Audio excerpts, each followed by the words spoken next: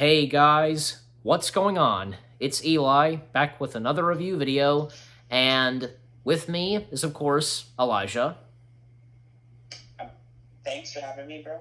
Yes, you read the title of what we're reviewing, and great time to review this, and especially reviewing it the day of its celebrating its 20th anniversary. We are, of course, reviewing the first in the trilogy, what many consider the greatest trilogy and, one of the greatest movie trilogies of all time, Lord of the Rings, and we are reviewing The Fellowship of the Ring. So, That's right. yeah, this is the start of the trilogy, and based on the books of J.R.R. Tolkien. Yeah, just, and I gotta say, because this would have to be my favorite of the Lord of the Rings films in the trilogy, but. We'll go ahead and start with Elijah. Like, what do you first have to say about the Fellowship? Yeah, that's a good question. as you mentioned, dude. Yeah. When I think about Lord of the Rings, I thought when I first watched those movies, I thought those movies are incredible. For the first movie, I thought it was amazing, spectacular, all the way through down the road, and that movie was one of my favorite movies of all time. Yeah. Especially the saga, or the series, as you're wondering. Big movie. I would say The Lord of the Rings, this film, and you're right, it's the 20th anniversary of this film. It came out the same year as Jeepers Creepers, Rush Hour 2, and other movies from 2001. Harry Potter and the Sorcerer's Stone, Monsters Inc., yes. Shrek, and Tim Burton's Planet of the Apes, Jurassic Park 3. I could go on, and Atlantis: The Lost Empire. Correct, bro. And this movie came out this December, not this year, but in December 2001. Yes, it did. On is it the 18th or 19th? December 19th, I think. Yeah, I almost forgot, but yeah, and because you're watching this on the day of its anniversary when it was released, so yeah.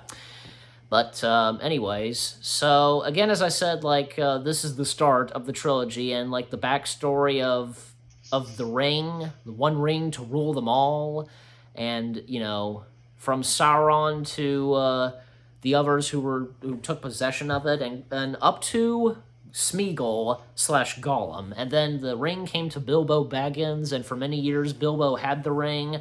And even say when he got it during the events of the Hobbit films, and as we all know, and when the Hobbit films happened, a decade after the Lord of the Rings films happened, and with the start of Fellowship, because starts off with Bilbo's birthday, and Gandalf and Frodo and Sam, and do you remember the other two hobbits' names? They were kind of the troublemakers. Oh Lord, I don't remember. I don't remember their names. I remember, like you said, I remember the casting though. Yes. I remember Elijah Wood, Sean Astin, Ian McCann, Viggo Mortensen. Wow, I love this character in that movie. Orlando Bloom and John Rhys Davis. And Kate Blanchett also. Yeah, and Liv Tyler and Hugo Weaving and Christopher Lee. Man, that's a lot of casting. I know, and even Andy Serkis popping up a few times in the Fellowship as Gollum. Oh, Andy Serkis is a legend. Yeah, legend. We wouldn't we wouldn't get the full appearance of Gollum up until when he would fully be one of the main characters in the next two films. Yeah.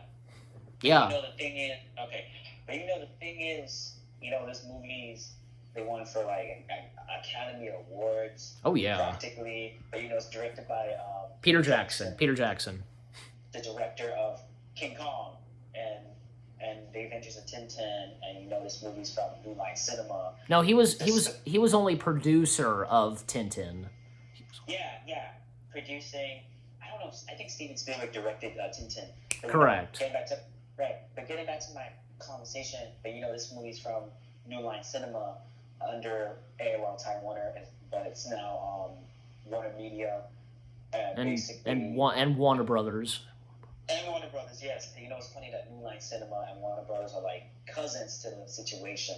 But you know, the studio and for New Line Cinema, the company that brought you the Jason movies, the Freddy Krueger films, and Rush Hour movies, and Monster-in-Law, and Teenage John Q. Teenage Mutant Ninja Turtles, I believe, Yeah, the ones from the yeah, '90s. yeah. That you know, I'm for the studio wise, I'm a fan of New Line myself, and you know, I grew up watching their movies like Friday and Rush Hour movies and Money Talks, Monster-in-Law, and John Q, and more other New Line Cinema films, including this movie as we speak.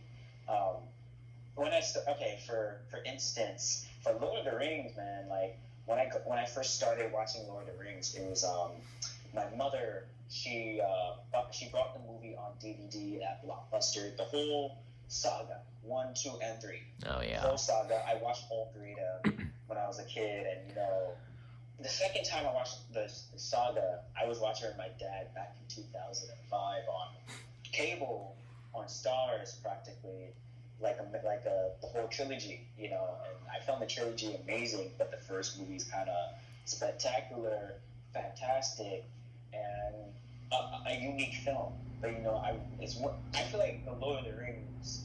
This movie is one of my favorite movies of all time, and you know, I feel like the movies are very popular. But I know it came out the same year as Harry Potter and the Sorcerer's Stone, which is a fantasy movie. But you know, this film is like a fantasy movie, and you know, the movie is so big and massive, and the budget is so big. And I know. Yeah. The number one. I'm telling you about the box office, but this movie came out. This movie made a lot of money, and the budget is so big on the box office. It opened number one in the box office for the holiday season. Oh yes. For Christmas, you know. Yeah, right around, as a gift, like you know? right before, like just a few days, Christmas would hit. Yeah, it's weird, but you know, a movie like that should have been in the summer or November or something like that. And you know, the thing is, though, both Bob and Harvey Weinstein executive produced the movies. Yeah. I know they did Miramax and the Weinstein Company, which their own company, but the company got locked out and stuff like that. But, Yeah. you know, it's funny that they executive produced this movie, but you know, I know they did Miramax movies and stuff like that, and Dimension Film movies, but yeah, I do like Miramax movies. But you know, I wasn't shocked that they executive produced the whole series. You know, it's so weird that the guys from Miramax and Dimension executive produced this movie from New Line Cinema, which is kind of weird, you know. Yeah, like how can what does who'd have thought that because they're practically known for the studios like Dimension Films and Weinstein Company, and yet you know they're producers of a film by New Cinema Line. Yeah, it's weird. What does that tie into? Yeah. But you know, speaking about the casting, I thought Viggo Mortensen's character was kind of like a badass knight, you know. Erwin, I think, if I said that right. Yeah, I know him. I know Viggo Mortensen from a movie called Hidalgo.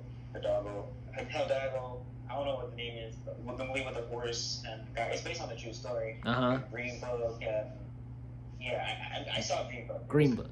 So he was in Green Book. Yeah, it was a really good movie though. Ah. And you know, that movie won for like 3 Academy Awards, which is kind of weird that Black Klansman could have won. Yeah, and Viggo Mortensen, like he's, if I recall, like if I'm right, like he's been in 2 films that won Best Picture: Return of the King and Green Book. So yeah, it's so weird that 2 movies he done for Oscar-winning films, but you know, Return of the King, man, like you know, it came out the same year as Peter Pan. You know, the 2003 one with Universal Pictures, Columbia Pictures, and Revolution Studios. Yeah, and Return of the King, alongside with Cheaper by the Dozen, like totally beat Peter Pan. You know, because I mean the top films of near the end of 2003. So. Yeah, you know, Peter Pan was number 1 in the box office actually, and I think Lord of the Rings was like on the first weekend, like the first month of December, yeah, or somewhere. It was the number 1 movie in the box office, and you know that movie made a lot of money. Yeah. the scenes are very intense. Yeah. You know? But we are of course talking about Fellowship, and back on the subject of Fellowship, because one thing I like about the Fellowship of the Ring is, well, we all know, because what happens in the next two films, some of the characters are separated, but in the first one, they're all together. All 9 characters are together, from Frodo, Sam, and the 2 other hobbits, and troublemakers. And there's Gandalf and Arwen, Gimli, and Legolas, and who was alive in the first one but died near the end of the film, Boromir, played by Sean Bean. Oh, the guy from Flight Plan. I saw that movie before. And National Treasure. Yeah, and that too, and the Hitcher. and the what? And the what? The Hitcher. The Hitcher. Right. Okay. Where Michael Bay produced the movie mostly, but. Right. I'm not gonna take negativity to Michael Bay, but I like Michael Bay though. I ain't gonna lie. Yeah, he's okay. Yeah, he's done some pretty good films. I love Transformers though. The first movie though. But anyway, getting back to this topic, I love the story of the film. It's like, how far would you go to take this quest to find a ring, and it's like, beyond your imagination and beyond your dreams and beyond the nightmare. It's moments that are scary, moments that are fun, moments that are breathtaking. It's like movies for cinema now. It's like, or actually for fantasy cinema, and that cliche situation. But but Lord of the Rings, this movie, the first film, as I mentioned. But I feel like it's like one of those movies that's like, it feels like an Oscar-winning movie. Yeah. But, I thought Elijah Wood's character was very, very perfect. Frodo. Also, Sean Astin, his name, the guy from 50 First Dates. I was surprised that he was in this movie. Everyone knows him from the Goonies and 50 First Dates. And the son, and he's the son of John Astin, who was Gomez Adams. Yeah, but he's a great actor though. I ain't gonna lie. Yeah. And then Sean Astin would also go on to be in, say, season 2 of Stranger Things. Yeah, it's funny that the actor has been going on for a long time. Everyone knows him from Teenage Mutant Ninja Turtles, the Nickelodeon 2012 show. Yeah. But, do you remember this too? That if you remember this on Disney, he was the voice of Special Agent Oso. The Disney show on Disney Junior, right? Yeah. I'm in shock. I didn't know that. Huh. But you remember Special Agent Oso, don't you?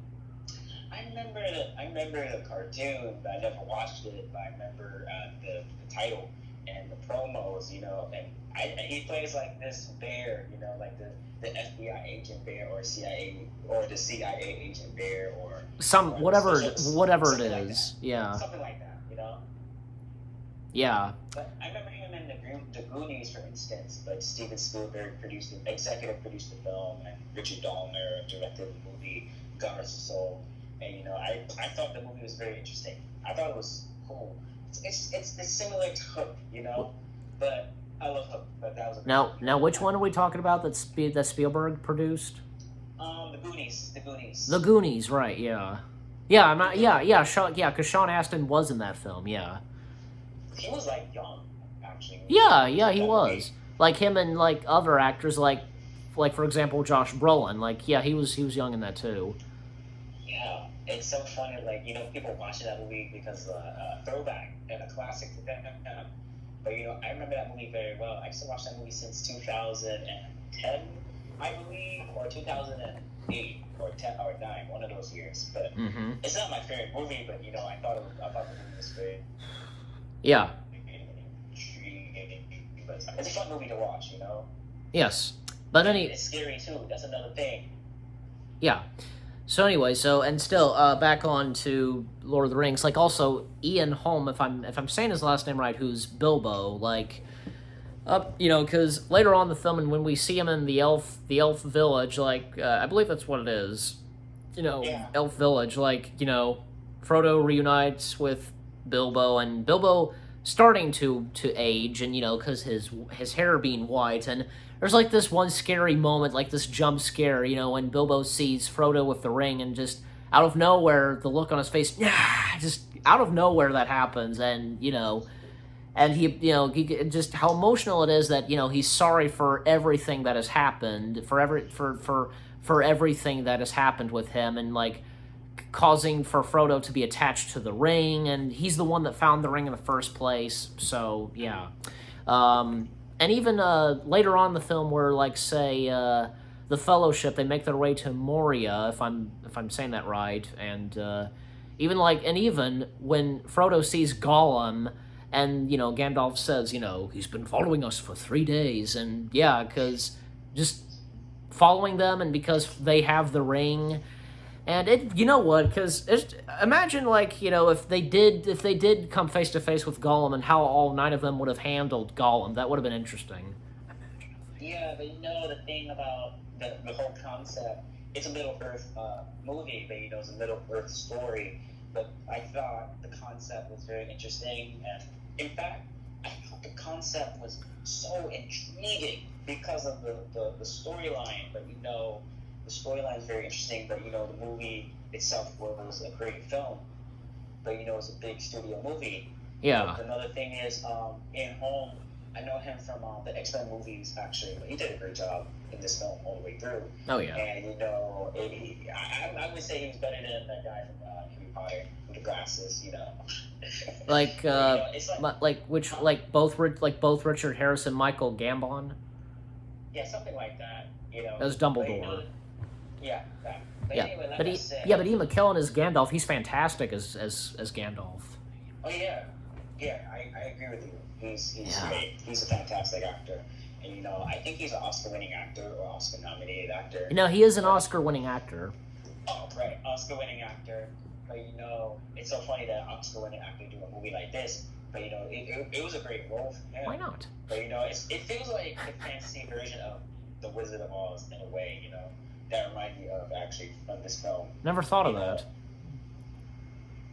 Never thought of it, right? No, because when you said Wizard of Oz, and I never thought of that. So.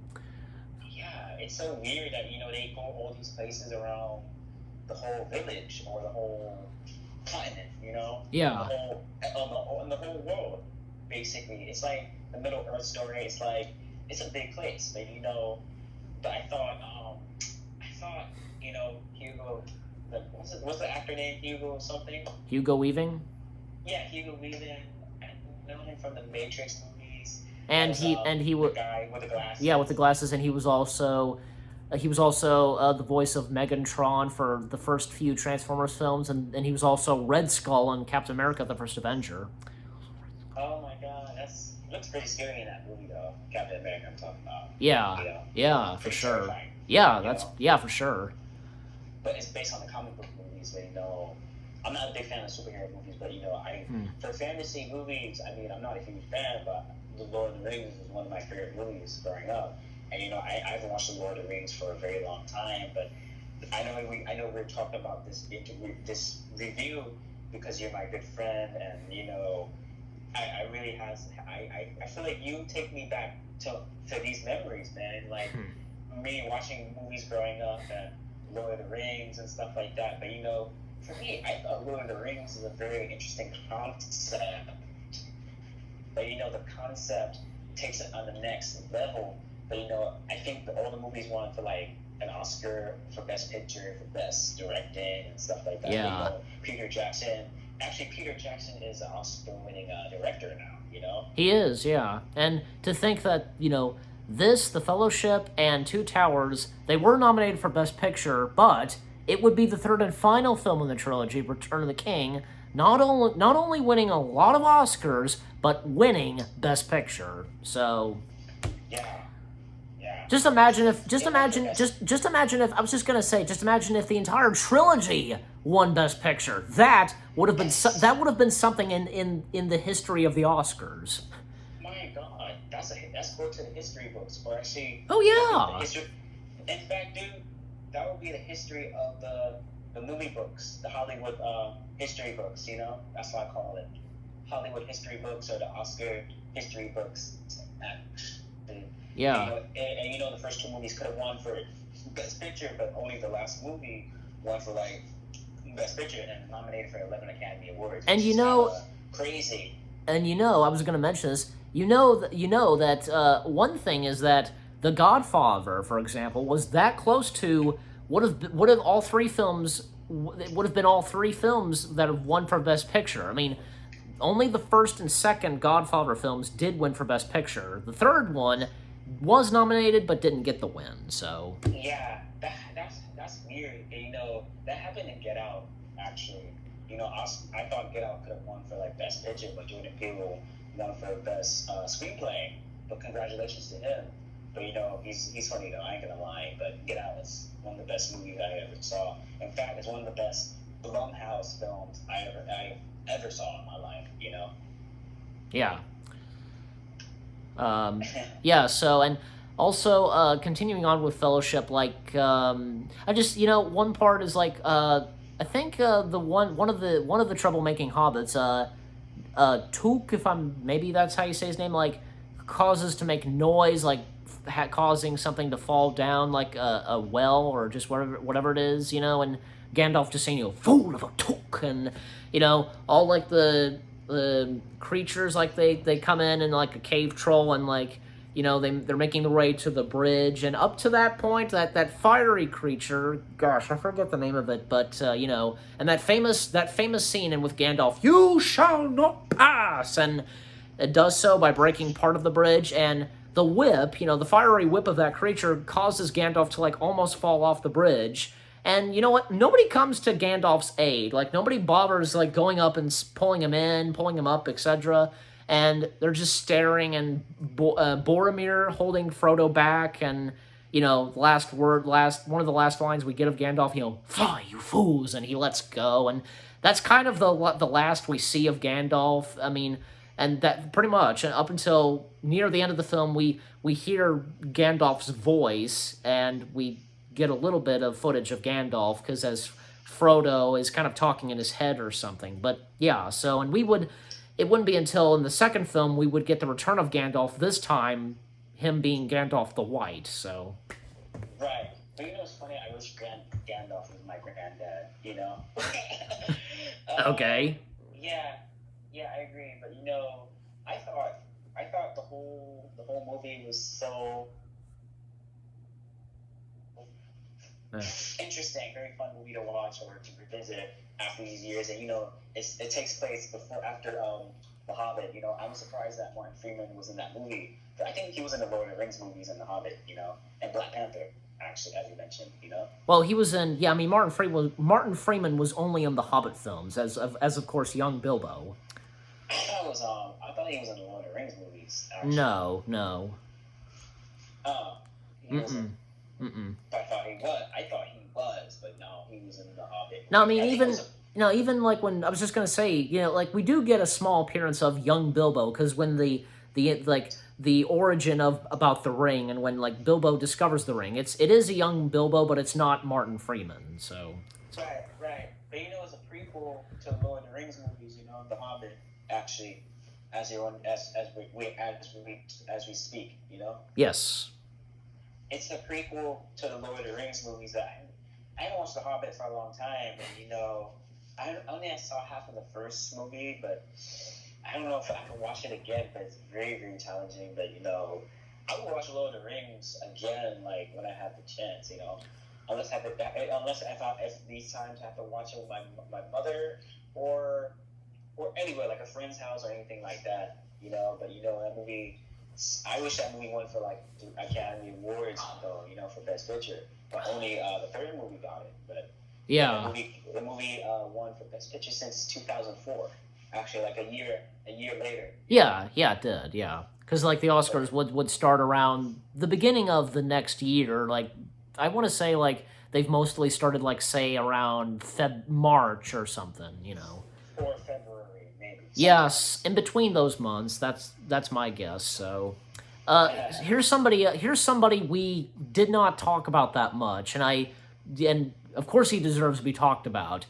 Sir Christopher Lee as Saruman. He is fantastic as Saruman, and the thing is, Fun fact, because Christopher Lee, he first read the Lord of the Rings books back in the 1950s, and one of his dream roles, if he was ever, if the Lord of the Ring films had ever happened, and his dream role of playing was Gandalf, but but he eventually, of course, did Saruman the White, and you know what? He is perfect as Saruman the White, while Ian McKellen is perfect as Gandalf the Grey. And what do you have to say about, like, say, Christopher Lee and, as Saruman? I mean, he could have got that role, but sadly, he had to do it to the role that you're speaking about. Yeah, but, yeah. He's a legend. You're right. Yeah. He's definitely a legend, and so is Ian McKellen. Yeah, and you know what? Because Saruman would, Saruman, Christopher Lee would have been great as Gandalf, but he really fit the role of Saruman like a glove. And you know what? Christopher Lee was great at playing evil, playing villains. He was, because he was Dracula and he was Count Dooku and he was Saruman. So yeah, and he was the voice of the Jabberwock in Tim Burton's Alice in Wonderland. So yeah, and I think he was a villain in a James Bond film. I can't remember which it was. Maybe it was in one of the Bond films of Roger Moore, or maybe say Sean Connery. I'm willing to guess it was in one of the Roger Moore Bond films. But and again, and I was about to say, yeah, I know at times he's played good guys, but yeah, so he's good at playing evil and good, and especially when it comes to with him playing a villain. Yeah, I agree, but I know what you mean about the old classic James Bond movies with Roger Moore and Sean Connery. Yeah. Those movies are, well, God rest Sean Connery's soul, rest in peace. But rest in peace, Sean Connery and Roger Moore. Both, yeah, him, both. Not him, but both of them. But I think Sean Connery's a legendary actor. But I've never seen him in First Night and The Rock and Finding Forrester. Well, that movie is one of my favorite films of all time. And about this movie, Lord of the Rings, and the thing is about Lord of the Rings is based on the best-selling books. Yes. And that books came out like in the 50s, in the late 50s or the early 50s, I'm not sure, or the 60s. But that book was a bestseller. Yes. In the books, in the history books, because they came up with the idea for a movie. But it was a big, huge film for New Line Cinema. Because about this film, because it was a huge movie, because the budget was so big and the sequences were so massive. It can be scary at times and fun and exciting. That's how in the cinema world, it's fun for people and entertaining for people. In the whole cinema world. Yeah, and like those creatures that are scary, like the orcs, and even like that jump scare from Bilbo. Yeah, and another thing is, oh gosh, what was it like? And another one we did not mention that much, Kate Blanchett's role in this. Kate Blanchett's character. Yeah, is it Evelyn? Is that the name, or I don't know. I can't remember the name. Me neither. I don't blame you. Yeah, but she was good. She was good at the part, and especially like had like an intense scene, like scary moment, like kind of turning green and her voice kind of be altering, Yeah. And then there's also no. What were you saying? Yeah, I was gonna say Liv Taylor. She was perfect. I've seen her in one movie. I've seen her in Armageddon with yes. And Keith David and Owen Wilson. Liv Tyler. Is it Tyler, like Liv Tyler, or Liv Taylor? Liv Tyler, yeah. Yeah, and she was great. I was just gonna say she's great in the Lord of the Rings films as well, and her character being the love interest for Arwen, so. Okay. I know her from Armageddon, though. Me too, yeah. Before Lord of the Rings, like she was in Armageddon, which that was a great film too. So, here's another thing. Did no, go ahead. No, I was gonna say, I mean, that it was a huge movie because Jerry Bruckheimer produced all these blockbuster hits, like yes. Boys movies and Pirates of the Caribbean series and Deja Vu. Well, he's my favorite producer growing up. You know, I love his movies, as Yeah. I mentioned.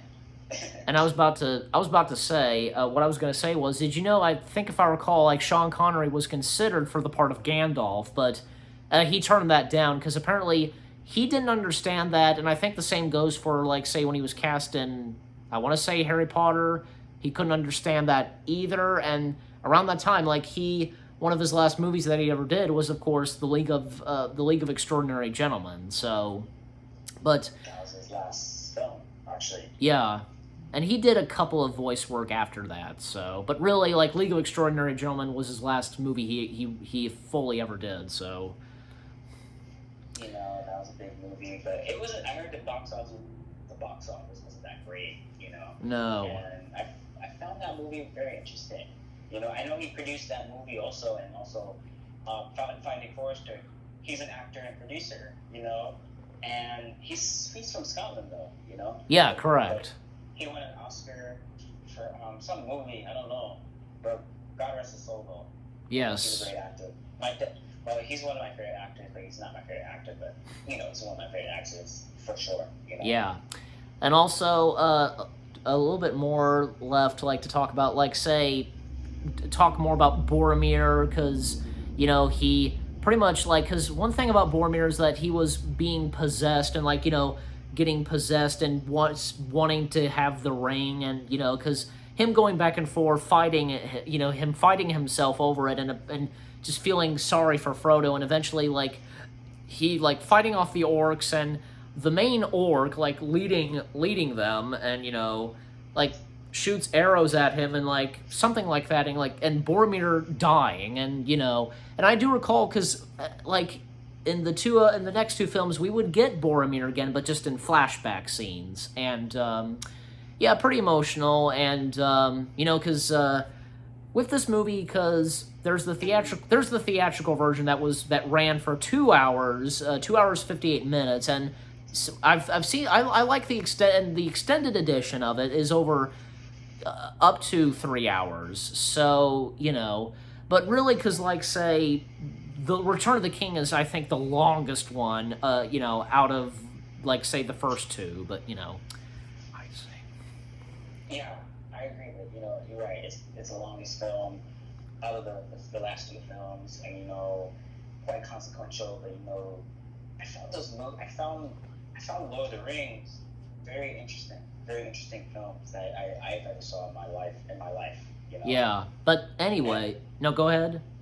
But anyway, like I said, I thought the movie was perfect. I thought it was perfect, but it's a great film. Don't get me wrong, man. Yes, it Those is. movies are great films. Those movies, I'm gonna say this again. The Lord of the Rings series are one of the best movies in the decades. And especially this movie came out 20 years ago. Yes. It's crazy, man. It is crazy, yeah, because this is what started it all for the trilogy, the first one. Yeah, it's been a long time. I know. As you're mentioning, since you're my good friend of all, as you're mentioning about this movie, I haven't watched Lord of the Rings for a very long time. But you know, I recall, and I have a strong memory of watching those films, especially the first movie. The first movie is a very long movie I've ever saw in my childhood, and you know, a good thing my mother brought the movies at Blockbuster, the whole series. But you know, those movies is one of the best movies I've ever saw in my entire life. Yeah. Honest to God, though. Yeah, exactly. And you know, with the movie's ending, because after Boromir's death, and after the two other hobbits, they get captured and taken away by the orcs, and which we would pick up, and we would see them be rescued in the second film.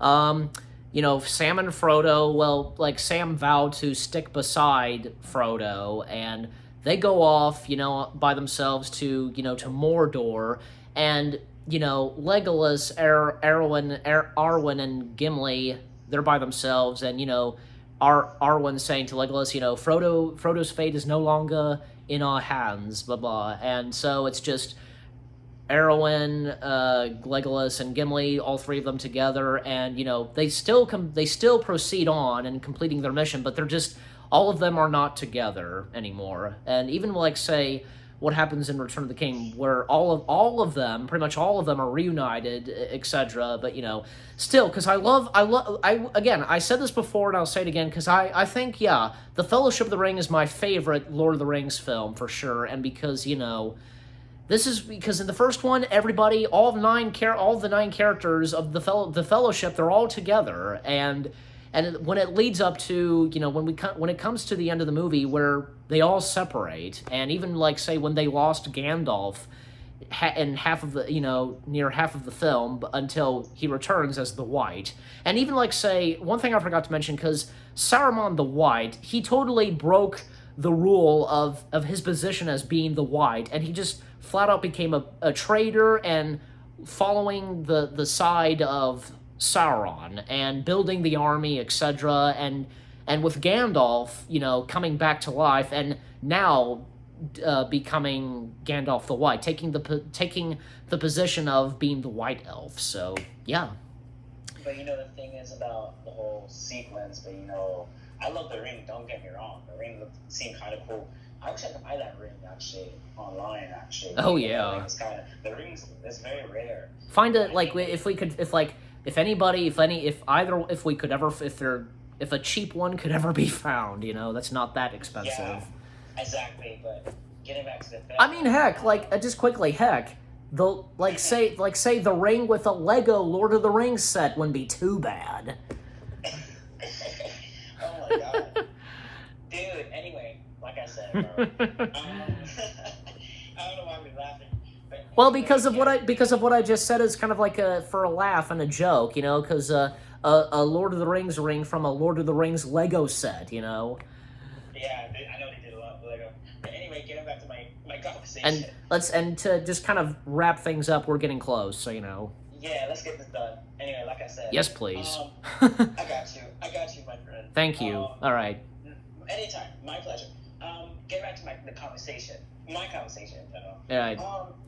The thing is, I thought of that ring as a very, very unique ring, but I thought it was a wedding ring at first, but they searching for all this time for a ring and stuff like that, and the stories and the traders and the invaders and the legacy of Gandalf's life and stuff like that. But I thought the whole story was great, but and it's funny because the sequel was, I heard the sequel was good, and the last and final movie, The Return of the King, was one of the best movies I ever saw, including this movie as we speak.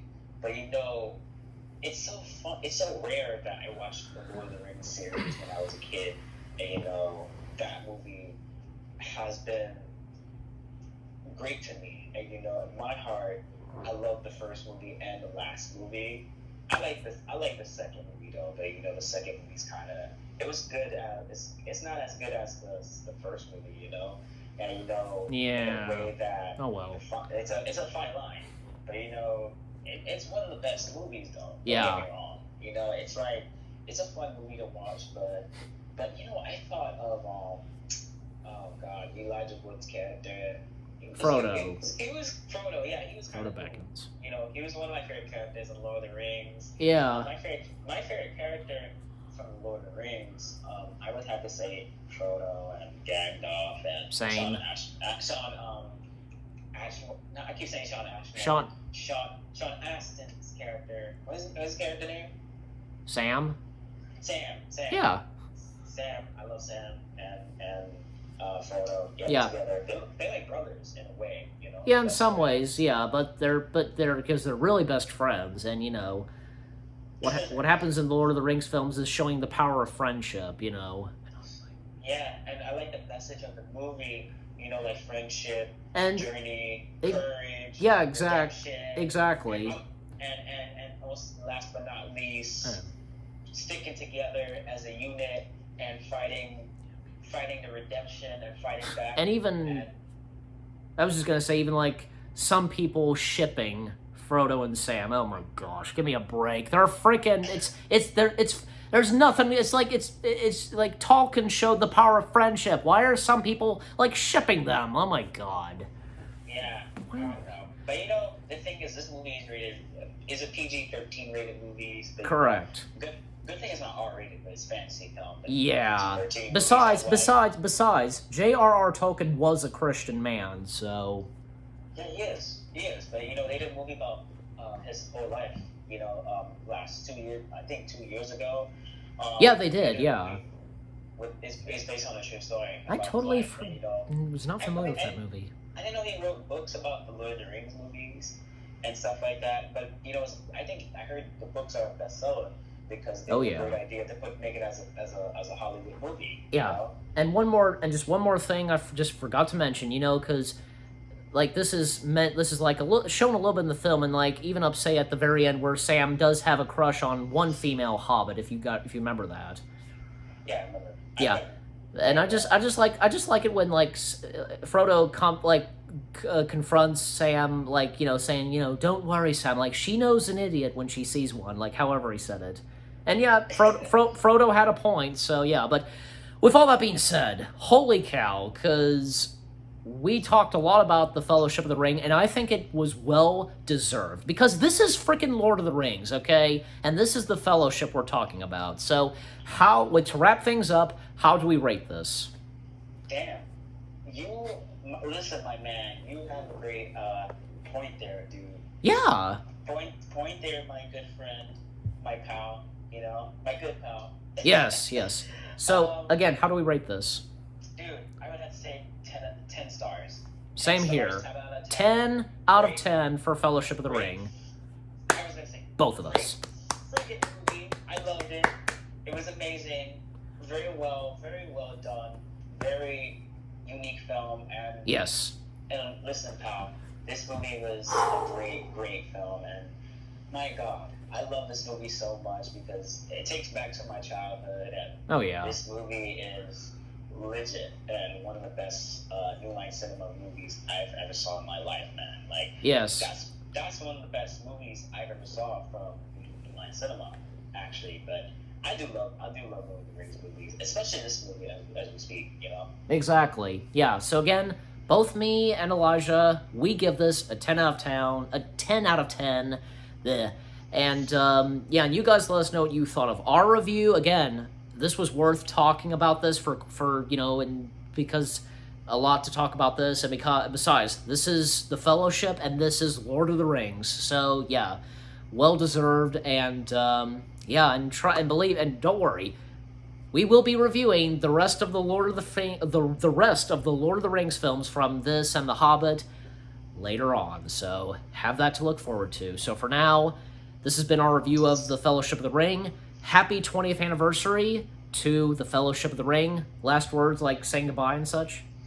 Yeah, Lord of the Rings is a great film, but happy 20th anniversary to Lord of the Rings, the Fellowship of the Ring. I'm sorry, I keep messing up. The Lord of the Rings, the Fellowship of the Ring. Well, one of my favorite movies of all time. Yes. I love it, and happy holidays. Yeah, same. Yeah, and for me, we hope you enjoyed our review again of Lord of the Rings, The Fellowship of the Ring, and again, happy 20th anniversary to The Fellowship of the Ring, and we'll see you guys in the next video/review, and yep, just like what Elijah said, happy holidays to you guys. We hope you enjoyed. Thank you very much for watching. Take care, and peace out.